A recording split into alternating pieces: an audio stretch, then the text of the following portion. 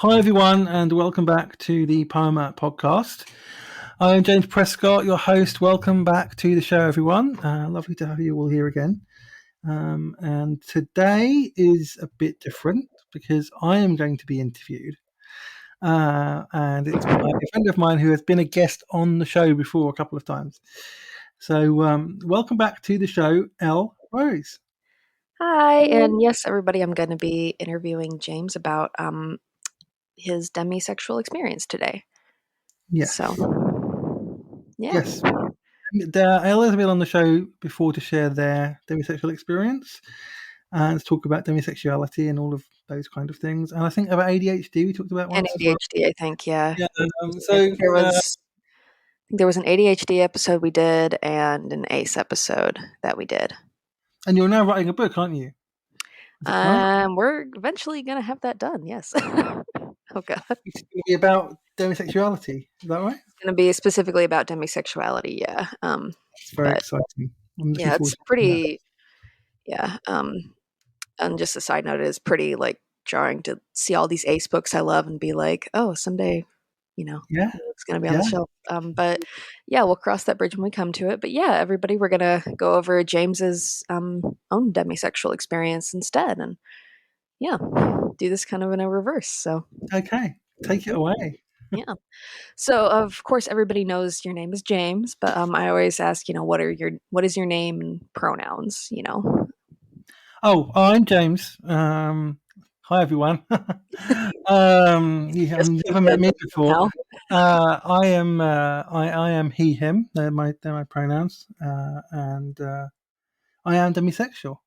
Yeah. Are you cisgender as well, or non-binary? I am cisgender. I think yes, I am cisgender. I'm not non-binary. Okay, yeah, because I know we never talked about, but I figured we should probably throw it in because for a lot of people, sexuality ties into gender, whether they're cis or not. So, other than demisexual, are there any other labels that you use to describe your experience? In terms of other labels, I think it froze. Labels that I use. Let's think. I'm not sure. Like, in terms of my sexuality, you mean, or my identity or gender identity? Yeah, like either gender or romantic orientation. Anything like you don't have to use any others, but well, no, I don't. I'm a demisexual cis man. I'm in a relationship with someone else who's demisexual, actually. Oh, congratulations! Which is exciting. I won't reveal who because that wouldn't be appropriate. But yeah, which we can talk about later. Like I can talk about what it's like to be a demisexual in a relationship with another demisexual. That'd be a good one to add in here. Yeah, that's kind of, and I'm obviously he, him, as I mentioned. So they're the pronouns that I use and the descriptors that I use at the moment. Of course, that can change in the future, but for sure, yeah, it's fluid. But yeah.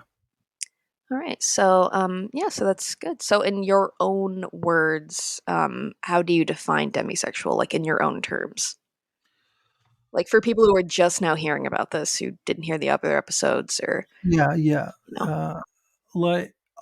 For me, it basically means that I don't experience sexual attraction like other heterosexual people do, or like allosexual people, like allosexual. That's the right word. Thank you very much for that. Yes, there's so many terms. I'm still learning them all. There are a lot. For people who don't know, allosexual just means that you're not within the spectrum of asexuality. Like that's it. It doesn't talk about who you're attracted to, other than you have sexual attraction. Like that's not under asexuality or any exceptions. So correct. So demisexuality for me is that I don't feel sexual attraction to people unless I have a very close bond with them. So, for example, in my relationship, I was not sexually attracted to my partner until after we became partners. Okay. Because the attraction between us wasn't, well, the initial attraction wasn't a sexual attraction. It was an emotional attachment. It was all the other things, all the other ways you can be attracted to somebody. but physical attraction comes after you form a bond with them and you build trust and you build safety and healthy boundaries, and when you within those boundaries you can then start to feel sexual attraction. That's how it works for me. I don't feel sexual attraction very often, actually, looking back. I should have known I was demisexual, really, but I didn't know what demisexuality was. But when I look back at my life, I never felt like when I was a teenager, I didn't feel sexual attraction towards people, really. Mm-hmm. I felt aesthetic attraction, which is a different thing. When you can acknowledge somebody as aesthetically attractive without feeling any sexual attraction, which is a completely different thing. Sometimes people get them conflated, but they're different. Yeah, they get them confused a lot. I kind of explain it like I like looking at that painting, but I don't want to make love to that painting. You know? Yeah, exactly. That's a great way to describe it. And because I found lots of female bodies at birth aesthetically attractive, but didn't feel sexual attraction towards any of them. I never got I never understood this whole thing about guys just being turned on by looking at a girl, which seems to be a normal thing for allosexuals, or allosexual men anyway, cis men. And I just never had that at all. It was never a thing for me, like ever. And I had plenty of female friends, and many of them aesthetically attractive, but I wasn't sexually attracted to any of them. And I always got on better with female bodies at birth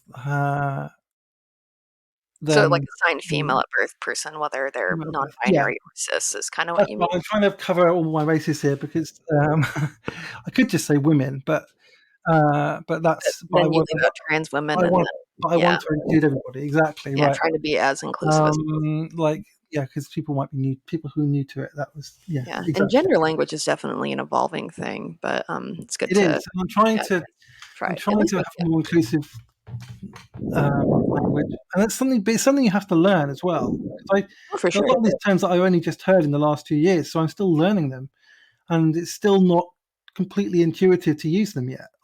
And that takes time, but I'm doing my best. Yeah, I mean that's all you uh, can really do. Yeah. and But yeah, so I didn't feel sexual attraction to people that I wasn't emotionally attracted to, or didn't have a bond with. Uh, I even actually fell in love with somebody and I didn't feel sexual attraction towards them, Hmm. but I found them aesthetically pleasing. Aesthetically attractive, but yeah. Yeah, which is One thing I strange. will say on the go ahead. And I was just Um, saying it seemed strange at the time, like that that I wasn't fantasizing about having sex with them or anything like that, or getting physically turned on by them, but I loved them deeply. yeah. And I found them beautiful, aesthetically beautiful, as well as a person. But there wasn't like a sexual element to it, which is very strange. But I didn't really think about it at the time, because this is like 20 years ago, 25 years ago. So Yeah. I had no idea at all about demisexuality at that point. It wasn't even in my vocabulary. I knew I about don't even think it was a asexuality, word 20 years ago, actually. So, I mean, in your defense, like right? we're coming up on about 20 years in 2026. So, This is before it became a term. Oh, that's so. yeah. So yeah, you don't have to feel too bad. Yeah, it's literally 25 years ago, because I was 21. So yeah, that'd be 1990. Oh my god, 1998. Well, it seems there was 2001, Haven for the Human Amoeba. And then 2003, I think somebody was like, what about, basically, David J was like, what about people who are like somewhere in between?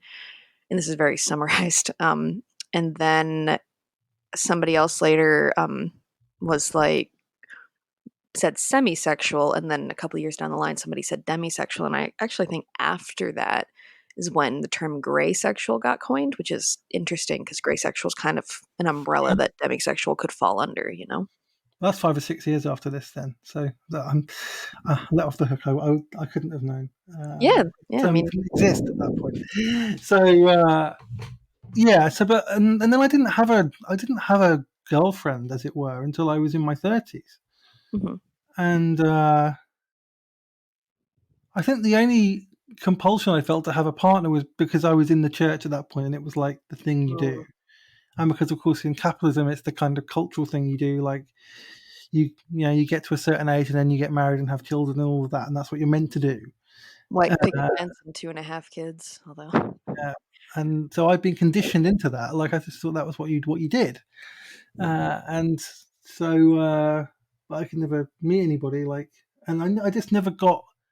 Now I think about it, I was never sexually attracted to anyone. My body was never sexually attracted to anyone. I never But got when like you say your turned on. body was, what do you mean by that exactly? Well, I didn't get sexually You don't have stimulated to. Sorry by if look. that's like, you know. I didn't get sexually stimulated by looking at a person or by finding them Gotcha. physically attractive. That didn't happen. Gotcha. Yeah. Oh, I hope that It didn't never just happened freeze. really. Yeah, so I should have. I mean, again, like if I'd known what this was, then I would have. Because I just thought this was normal. You see, I thought everyone was like this. I thought because I when I was in the church, it was all like no sex before marriage. So I was like, well, this is obviously how everyone's like, and especially being autistic, and you just assume everyone is like you, like, and the rules are the same for everyone, and you're Yeah. not aware of what of other things. So I just assumed it was everyone was like this, like, and then like until you met the right person or whatever, like. I always watch those Hollywood movies and like guys getting turned on by everything, and I'm like, this doesn't really happen, does it? Like, this isn't like, oh, this is weird. Like, I didn't understand how, like, it didn't make any sense to me. Like, is this what every teenage boy was meant to go through? Like, it wasn't because it wasn't my experience, Yeah. and so again, looking back, it's quite clear that I was demisexual all along. So Yeah, for kind of brings me actually to a question that's kind of related. But real quick on the note of gender, I remember when I wrote an article about like asexual men and like masculine people. I think you're quoted in that actually. Somebody actually approached me and was like, "Hey, can you do like asexual men and masculine people?" Because they felt like as a person who was assigned male but like trans, like a trans woman, yeah, of course, I will not out them or anything like that. They came to me privately and asked me to refer to it that way. So that might help with like trying to be gender inclusive, like like women and feminine people, like is kind of what I've been going with right now. But it just reminded me of that and ADHD. But the yeah. I know what that's like. same boat. Um, yeah, but yeah, there's a lot of people though who, and I'm sure we both run into this all the time, where you describe, "Oh, I'm not sexually attracted to somebody until I'm close with them," and they interpret that as being, "I don't have sex until I'm close in a relationship," and then they think, "Oh, that's not a sexuality." Um, what like challenge do you have to offer to that rebuttal of demisexuality? Well, it's not like a moral or value or boundary choice. Mhm, It's I didn't sit down and decide I'm not going to be sexually attracted to somebody or I'm not going to have sex until I'm in a relationship. mhm. Um, Like, it's it's not the just same as how abstinence, basically, is what no, you're it's not. It's nothing. It's not the same as abstinence. No, and it's how my body works. I cannot be sexually attracted to somebody until I form a close bond with them and I form trust and safety and love basically. And uh, and even then it doesn't necessarily happen immediately. Like it's not like and it needs stimuli, like not just physical stimuli. right, Um, sometimes I can feel sexual attraction without a physical stimuli when I've got an emotional stimuli from somebody that I am close with, like my partner. Uh, and without and that doesn't even mean you have sex. You don't have to act on that. Like there's no obligation to do that. Uh, it's not a conscious choice that I make. It's simply how my body responds to things, and I don't feel like the urgency or the urgency to have sex with my partner.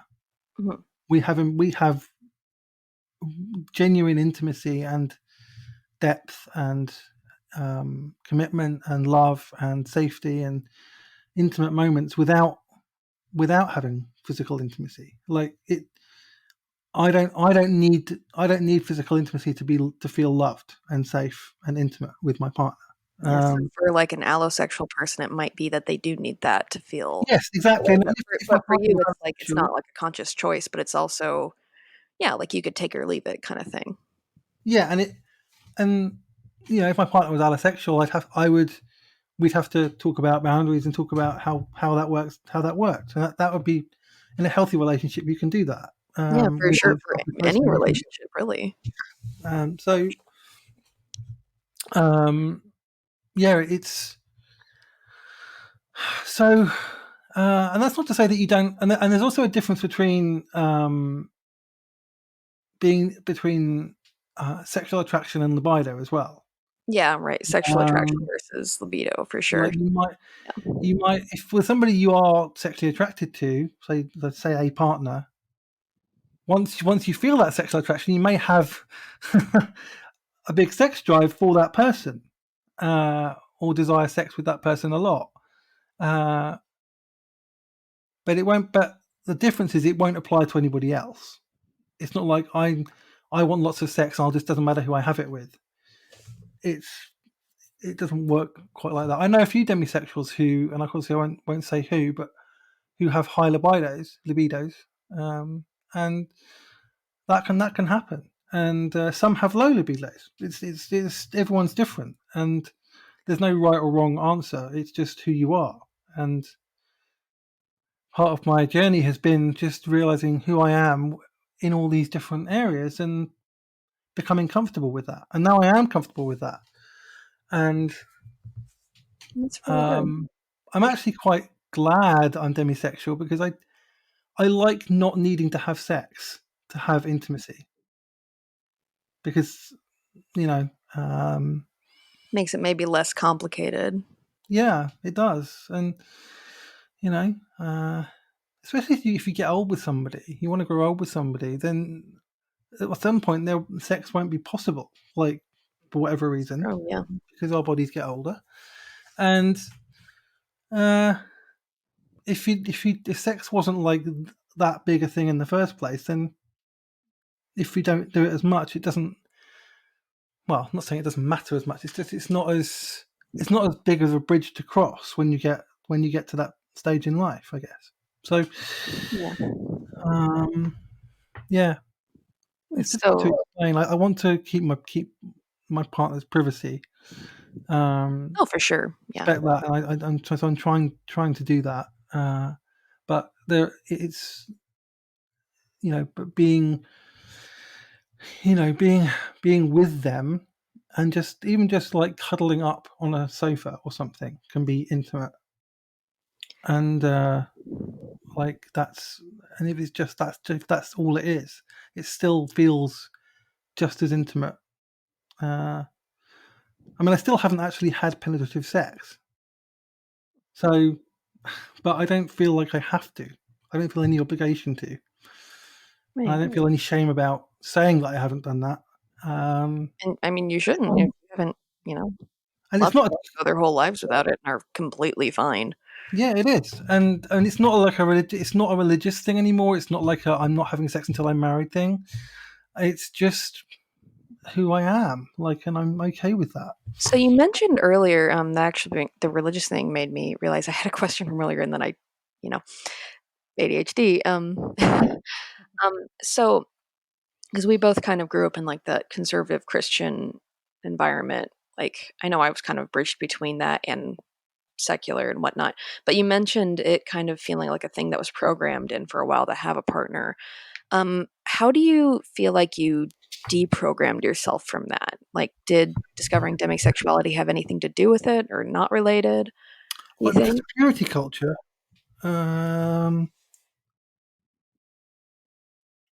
oh, I think I unlearned purity culture just before discovering I was demisexual. I think kind of purity culture ended for me around 2020, I think, and that was around the time I was beginning to discover demisexuality. So there's an element of where demisexuality helped me unlearn purity culture, and helped explain a lot of things that I had done in the past, like I've mentioned to you. But I mean, the biggest thing for purity culture that was I had a session of internal family systems therapy, where I literally went into my brain and did a lot of work with internal managers around purity culture, and really just it was quite an incredible experience because I literally felt the energy in my brain mood changing, and like that part of the brain where that stuff is stored, like I felt that like warm. Interesting. And I felt, and after that session, I didn't have purity culture was just gone from me, like it was just gone from my brain. Pretty And cool, actually.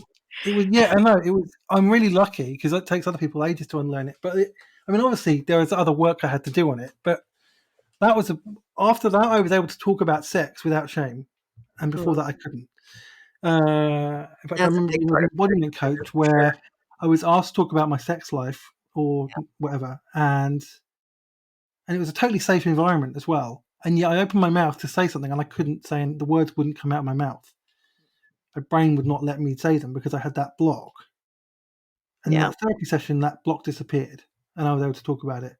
And after that, I was able to really go fully explore everything. And I think that's when I encountered, because you were a big part of my learning about this, because I think we met each other on Twitter or something. Yeah, And we would have met on Twitter, and I started writing about it in June of 2020.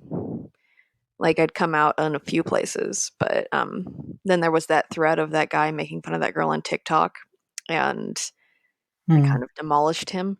That was yeah, and and here we are. I read a lot of the things that you'd written, and you came on my podcast as well, and I think we talked about it outside of the podcast too. Yeah. And I began to realize, oh, this might be me. This sounds a lot like me. Uh, and then I started to think back on all those things, and I think there's an article you wrote about ways to tell you're demisexual or something, and I read that, and I think that was like, that's me. I'm demisexual. That makes sense. And once I realized it, it was like, yeah, that's definitely me. And it was actually quite liberating to Yeah. learn. It was quite, because it kind of freed me from having to.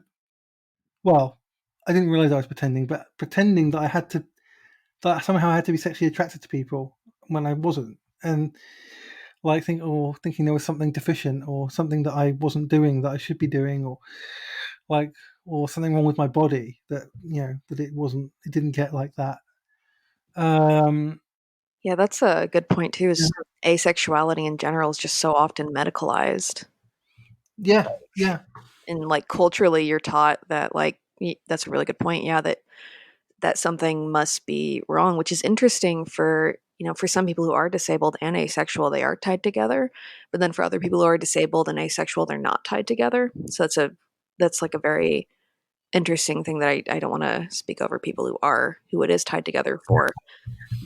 But it basically becomes like this conversion therapy thing when you're talking about Mm, asexuality in particular, because it's like literally it says, in at least in the American definition of hypoactive sexual dysfunction disorder, like, if this person is comfortable in being asexual, then that doesn't apply to them. But it's like, well, if they don't know, then you know then they're going to get diagnosed with this, and it's, I don't know. Yeah, it's interesting, yeah, that so many of us think something's wrong with us, and then find out, oh wait, there's like millions of people like me. Well, like 1 to 2% of the population, I think, is the mm. figure right now. Yeah, and once I found out, it was a relief, and I was actually able to connect with more people and hear Yeah, more stories, and that was really helpful as well. Like knowing that there was, I mean, community is always helpful, right? yeah, And so when you find out there's other people like you and that other people have had similar experiences than you, it helps validate your experience. And that definitely is what happened with me. And after that, it started me thinking about relationships and how I would frame those and what I wanted. It was like a long, because I didn't know for a long time, Yeah. and I was You'd been conditioned to want this thing, and now you're like, "Wait, yeah, am yeah, I even exactly, that?" yeah. I Exactly. realized all the relationship stuff that I'd said that I wanted was just conditioning. Yeah. So I hadn't really thought about what do I want? What does my body want? What does, like, what is healthy for us? What do we actually desire? And of course, at this point, I was in the middle of the pandemic, or the worst of the pandemic, and so numbing myself a lot. So I wasn't able to feel things as much at that point. So I wasn't able to know what I want. I wasn't able to figure it out. But I thought about it intellectually a lot. Like, and I looked into different things just to see, like, is this me? Is this me? Like, just doing research, really, just and talking to people with different experiences and different perspectives and choices to see if, like, does that fit me, or does that fit me, or, like, I wasn't sure. Mhm. I think eventually I came to a point where, and this was kind of really last summer, last early autumn, that I was just I don't need to get married. I don't need to have a long-term relationship. I don't need to uh, do that to be happy. Like, I'm content as I am, and if I meet someone and I'm able to have a life partnership with them, that would be wonderful, and I would love that. And I knew that was something that, if it happened, I would be completely open to and would be willing to engage with. Like, but I wasn't going to try and force it anymore. And I was very fortunate enough that it did kind of open up to me with somebody that I'd known for a very long time. So I was already very close to them, and it just happened almost by accident. Uh, and now I'm really happy. But um, you know, so it was kind of at the point where it sounds so corny as well, but it was a kind of at the point where I kind of decided I am going to be content how I am, whatever that looks like, and be open to all possibilities and see what happens. Where that I was probably in a place where I was able to encounter somebody or open Honestly, myself up to whether somebody. you're demisexual or ace or not, that's just a good thing to do. Like, is to learn how to be comfortable with yourself. So, like, to be able to do that is really important. I'm really glad that you were able to get there. Like, I think people really, really underestimate learning to enjoy your own company, you know? Yeah, yeah, because I used to be quite lonely. Um, Even though I enjoyed my own company, I've always enjoyed my own company. I'm an Mhm. introvert, uh, so I love my own company. I love being on my own sometimes. But I also felt lonely, and but that was until I did a lot of therapy and a lot of embodiment work. So I had a really great embodiment coach, who's still my embodiment coach, and he's wonderful and helped Can me you talk about, to. what exactly is an embodiment coach? Can you Well, it's the way that my coach approached it was kind of getting to know your body as a person, like, with their own, gender, pronouns and all that. Like, so my body is a he him, and I talk about him as him, not as an it, and I have a relationship with him, and we have good communication, and we work together, and I've built up good communication with my body so that I can listen to when my body needs something, like, even as simple as, like, needing to go to the toilet before I go out, I mean, yeah, that's or, like, am I thirsty or am I hungry, or am I tired, or, like, just actually paying attention to what my body is telling me, um, and engaging with my body on things. And it's helped me to understand myself, and I've got more in touch with my intuition that way as well, which has been really healthy, and to understand my desires more, and to be able to open myself up to be more vulnerable emotionally, which I hadn't been able to do for a long time, and to set healthy boundaries with myself and with other people, mm, um, that's a hard one. without any shame. And I guess as well, it was, with demisexuality, it was just that helped me feel less alone, because I was like, I always had my. It was like I was journeying through life with my body, and we were kind of working together to give me a healthy life, or give us a healthy life, both of us. And I guess that helped me feel less lonely and less in and I started unlearning codependency as well, which was another thing that really helped because I realized that I've been codependent because we're brought up to be codependent. I think especially that's true in purity culture, for sure. We can be conditioned to be codependent. Yeah. And I knew that I needed to let go of that. And before I entered into any kind of relationship, because I didn't want to be in a codependent relationship, I wanted to be in a healthy relationship where both of us come to it individually, and then we have the relationship in the middle of us almost, and we both contribute to that, but both have our own lives. We're not emotionally dependent on each other, and for sure. Yeah, and that was a boundary early on in my current relationship was that we will not be codependent, and we aren't, and it's really healthy. So, yeah, it's so all of that was kind of tied in together with me learning about my demisexuality, and because that is it's a part of me and it's a part of my body as well. Mm-hmm.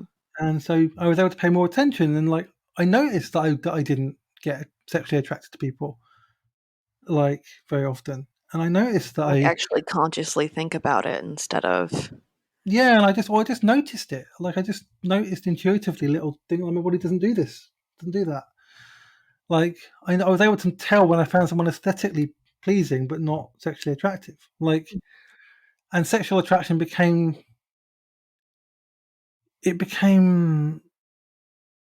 less physical, if that makes sense.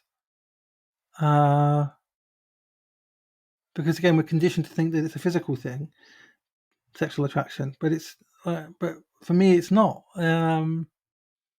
That's not how I form sexual attraction to people. and that does line up with what you're saying before about you have to form that emotional connection. So Yeah, yeah. exactly. Yeah. So, yeah, it's it's a really interesting journey. I feel in a much healthier place because I've been able to accept my body and myself as for who he is and who I am, and not feel any shame about it That's at really all. good. So that actually brings me funny enough to our next question on here. So asexuality is culturally kind of seen as a feminine thing, particularly demisexuality, which Yeah. obviously you're a walking example that it's not necessarily the case, you know. But on that note, do you feel accepted by like the asexual community or the queer community at large? Or is it more of like a interaction Um, to interaction type basis, would you say? I've got a lot of friends who are ace. Mhm. I've got including people who've been on this podcast. Yes, Like hi. yeah, we probably have a lot of mutuals. uh, and I have friends in the LGBTQ community who are um, haven't treated me any differently at all. Like they've been welcoming and accepting. I know that's not the experience of everyone. I know that other people have had experiences of ace phobia and that is a thing. Uh, and that's very sad. And Mhm. I heard a lot about that when I interviewed somebody else for the show recently. Marshall, right? Marshall, yeah, Yeah, he told me a he's lot about that. fantastic. He's If anybody hasn't incredible. listened to that He's episode, incredible. you Yeah, should. I didn't even know he was on Wikipedia when I interviewed him. Yeah, Actually, oh, good for him. I know he and I talked yeah, about that a few years ago, and he wanted to be on Wikipedia so bad, and I was like, I have no idea how to write for them, and we never talked about it again. So congratulations to he's him. totally on there. I think I was trying to find a photo for our podcast for setting it all up, and I searched his name and his handle and stuff, and it came up on Wikipedia. Like on the Google search, it came up as Wikipedia, and I was like, "Wow, this is awesome." Yeah, that's Uh, crazy. that's the first time somebody I've interviewed has been on Wikipedia. Not well, the first time in a while, anyway. Like, there's not a few of my guests are on Wikipedia, but not all of them. But most of them aren't, Don't and so think that I am, but now I kind of want to find out. not yet. Maybe not yet, but one day. Yeah, but anyway, yeah. So I have learned about that from other people. My experience of that hasn't happened to me yet. It may happen to me in the future. Hopefully never. That would be great, you know? But it would be nice if it didn't. Yeah, I mean, obviously, I don't want it to happen. But, but I've got a lot of LGBTQ friends, and none of them have been asophobic towards me. They've all been very accepting of me as I am, and I appreciate that. And I know that I'm very lucky in that respect. And sorry, for everybody who's, listening to this, you don't know that my cat has been walking on me and on my laptop and on my lap and across my headphones for like 20 minutes. yeah, we don't do this. Isn't a So, video I just had podcast, to so move a we don't fat cat see there. You are very that. spoiled. He's a good boy, but he is a Yes. donkey boy. But it's really good that you've found a lot of acceptance. Like, I know it's definitely a mixed bag for ace people in general, I feel like. And I feel like it's not just ace people too. Like, we obviously talk about it more with asexuality because we're ace, but seeing it a lot right now with gender, like diverse people in particular. That's a big one. Like, and people who don't want people who are not just lesbian, gay in there, like, because they say bi, but they also then turn around and say like biphobic things. So it's one of Mm, those. yeah. Well, one of the coolest moments actually was when my niece and nephew they had a pride thing in their little village they live in, Oh, and they both put had their face painted with all the flags and the rainbows and stuff, including a demisexual flag. oh, And that's it was like cute. I was so excited when I saw that, like because it's like they understand already, like they my sister's explained it to them, and they've been part of Pride already, even though they're That's only so like little cute. kids, Yeah. and so they already understand the kind of demisexual thing a little bit, and obviously in an age appropriate way, but Yeah. uh, Yeah. but I know whatever they choose as their gender identity and their sexual identity, then they will be accepted, and because Like, that's what I basically, already. like the labels they choose rather than. Yeah, whatever they choose for themselves is going to be okay. They're not going to have any issues with family or at all. They're going to be fully accepted, That's good. uh, and they're going to be fully accepting, I think, as well of It others. sounds like it. Yeah. Yeah, So actually, speaking of accepting, if you could dispel one myth about demisexuality, like forever, like get rid of it forever, what would it be? oh, that one that I think you mentioned it earlier. That one where it's like, oh, so People think it's just you're like just like normal, yeah. you're just like saving sex till you have a relationship kind of thing, like because yeah, 'cause that is such a myth, and it annoys me. Like having to explain. I've never had to explain it to somebody on Twitter, fortunately, but when I do see it and I see other people talking about it, it kind of and their experience of it, it just annoys the hell out of me because it's a complete misunderstanding at a basic level. Mm, Because what you're saying when you say that, what you're saying is you still want to have sex. You're just you're just choosing when to have it is differently, and that's not what demisexuality is. Demisexual is you don't even feel the desire to have sex until you're in a certain place in a relationship, yeah. and even then you may not want to have it, and even then you may not even have it. Yeah, there's Uh, definitely this assumption that if you ever have it at all or want to have it, that you must have sexual attraction or have always had it, but that's just not yeah, universally the case. And what's interesting to me about that is like there are plenty of allosexual people who have sex without it and just don't really think about it. But then you tell them about like the spectrum of asexuality and then they're like they don't, they just don't have that comprehension. And it feels like there's a cognitive dissonance there because I really do feel like I know there's obviously not universal overlap, but the more I explain demisexuality and asexuality to allosexual people in general, the more I find like, yeah, there is definitely overlap here. But there's a tendency, if you're allosexual, I've noticed, not everybody obviously, to apply your experience with it must be universal. But then an asexual or demisexual person comes along and goes, hi, I'm the exception to that rule. And I don't know, it's just interesting to see that in action. Yeah, it can be frustrating. Can be frustrating when it's just your starting point when you make that assumption is different. Yeah. Your starting point with that assumption is that everyone wants to have sex, and that you're just the only choice you have is when you have it, and that's a fundamental misunderstanding of asexuality and demisexuality.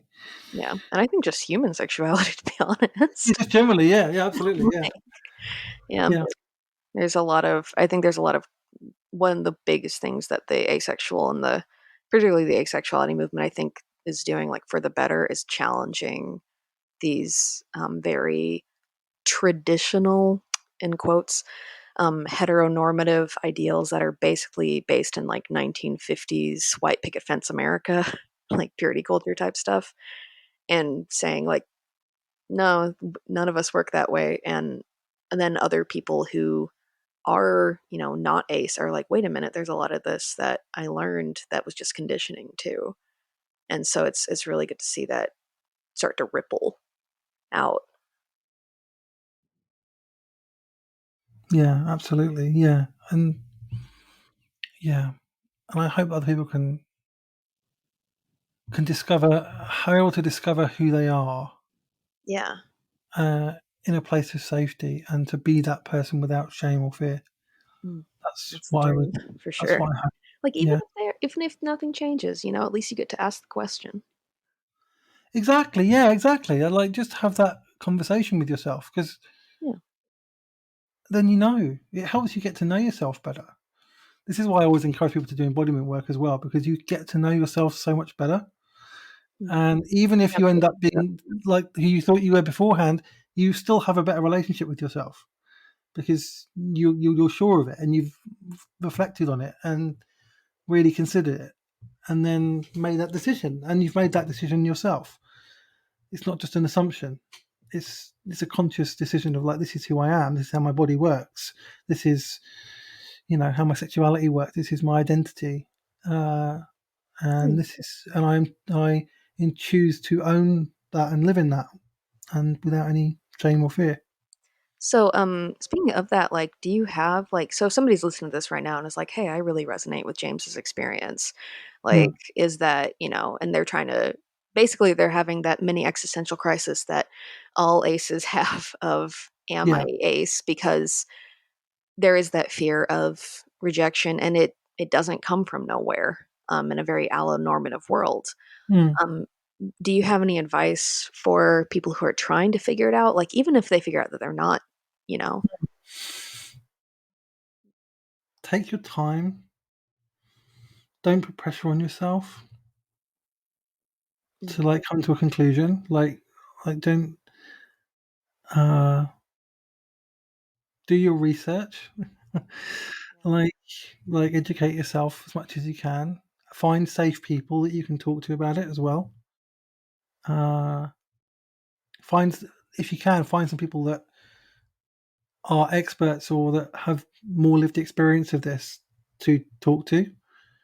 And there's plenty of people. There are people around if you look. I mean, I would happily talk to somebody about it if they asked me. It's not a problem. Uh, yeah, and don't rush it. Don't rush it, and don't feel any shame for being who you are. Mm. That's You don't definitely have to fit. so important. You don't have to fit into anybody's idea of what somebody is. Like there's no shame in if you turns out you're allosexual, that's fine. There's nothing wrong with that. There's no kind of second class identity or preference or choice or identity. It's all we are who we are. Uh, it's really about accepting. It's really about knowing and accepting who you already are and who you have been all along, and but just being more conscious of that and Yeah. and owning that. Yeah, and not And I'd hiding also it. say don't feel pressurized to tell everybody that you know either Yeah. immediately. Do it when you do it when you feel safe to do it and when you have support around you. I think the biggest lie that queerness ever taught me was that coming out would be a one-time thing. Yeah, Speaking of which. Like, it is not. It's like it is a constant thing. Like, Yeah, and actually, that was a thing for me. One of the last things that I got used to was the idea that actually being demisexual means you have a queer identity. yeah, And that was like, it's like you're that oh, A, right. yeah. That was like, it took me a while to get used to that because, because again, because of the way we're conditioned, the way we're brought up and things, our brains get ideas in their head of what is queer and what isn't. And, uh, but but I eventually have come to that acceptance, and it's good. For people who James just kind of smirked there because I stuck my tongue out at my cat, but he walked across my lap again. So, but that is really good advice. I think the best piece of advice I heard about it was somebody on TikTok, and I can't remember who it is, or I would credit them because now I've adopted it. Was labels are magnets, not stickers. You look at a sticker and you're like, if I put this somewhere, it's just stuck there forever. And whereas if you put a magnet on something, you can take it off if you want to. And I thought that was really, really good because we tend to be like so afraid to like come out as something else, which is, I mean, it's not like it's not going to be, a big experience. But I thought that was just a really good analogy of like, you can put on more labels or you can take them off. It's your fridge, Exactly, that's it. Yeah, absolutely. Yeah, and Gizmo. yeah, you are who you are. You don't have to be anybody else. You don't Sorry, have to. everyone. Don't compare yourself to anybody else. You are you. And yeah, this journey is really about accepting who you are and loving yourself as you are. And I hope that everyone can do that, whatever their identity is. Yeah. Yeah. And that's who you are. Who you are is okay, whoever that Speaking is. of turning it onto like more of a lighter note, do you have any like funny, like, oh, that was so ace of me looking back, type stories that you'd be like willing or able to share? It's okay if not, but I feel I'm like a trying lot to. of us have at least one. Well, I don't know if this is covered under that, but like I didn't know what a virgin was Oh, until I was 18, 19. And of course, I didn't because I didn't think about sex at school like other guys did. I was in an all boys school, so uh, with a bunch of obviously hormonal teenage boys, um, all obsessed with sex and things and talking about sex all the time, and and I whether didn't and even, poking fun at who hadn't had sex, and you're over there like yeah, reading a book. and I didn't even feel the urge to join in those conversations. I wasn't interested in them. I wasn't interested in talking about sex. I wasn't interested in talking about anything to do with sex. And I guess part of that was because I was in the church, but also because I just wasn't interested in it. And so I guess that was a sign that I was demisexual because I never felt left out because I wasn't in those conversations. I never I wasn't interested in talking about that. I was never into that. It never was a conversation that came up. Love came up. That's different. Being in love, Yeah, loving because somebody, you're not aromantic, so is different from it's different from exactly. It's different from sexual attraction, and so that was probably a sign. Not knowing what a virgin was till I was a bit older, and I figured it out. And part of that was being autistic as well, I suspect. But I literally had to figure it out from what everyone else was saying because at the boys' school I was at, the whole joke going around was like, "Are you a virgin? Are you a virgin? Are you a virgin?" Like I'm trying to catch you out, and I didn't know what they were talking about or why this was important. I never joined in with it because I didn't want to say no because I knew that if I said no, it might be a bad thing, more to do with peer pressure because I didn't know what it was. yeah. So everyone just said no because most people said no because they didn't want to look like a loser. I just said I think if I did say no, it would have been just because I didn't want to be left out. I didn't know what the hell they were talking about. Our science classes were rubbish. We had awful science teachers that didn't teach us anything, and I wasn't taught anything at home either. So because childhood trauma, but so I just literally figured that out. I literally learned about sex through a lot of it was through movies, to be honest, and TV shows. Like when they were talking about all these things, and I was like, "Oh, right, that's what that is." Oh, that's what. And I just started figuring it out, like inferring information. Typical autistic person, I guess. Obviously I did read books and things. Ultimately, and I learned about the biology of it and all of that, but I learned about the relationship stuff and the emotional part of that more, earlier than I learned about the sex thing. And because I wasn't interested in the sex thing, I was interested in the emotional part of it.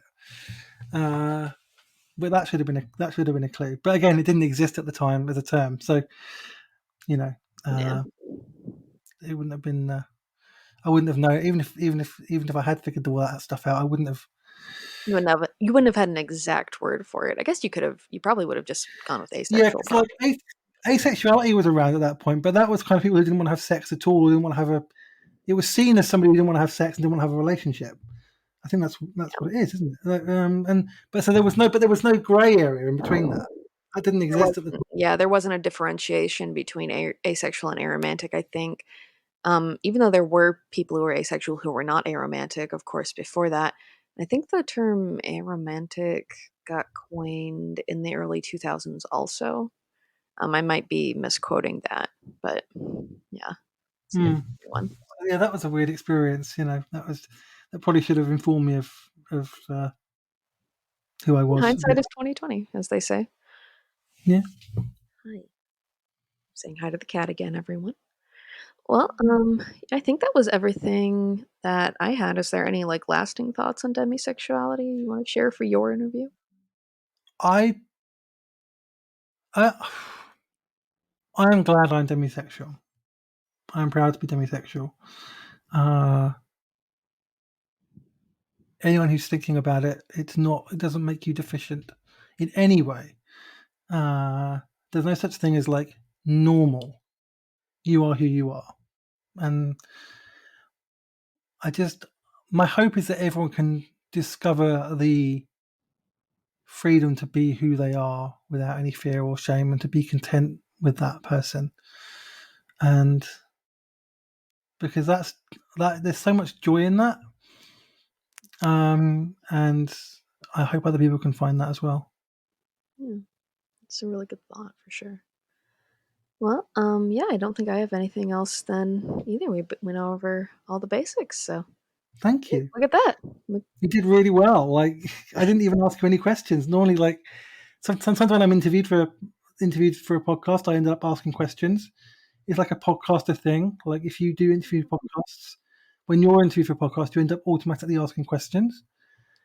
And I didn't do it this time, so I'm quite proud of myself.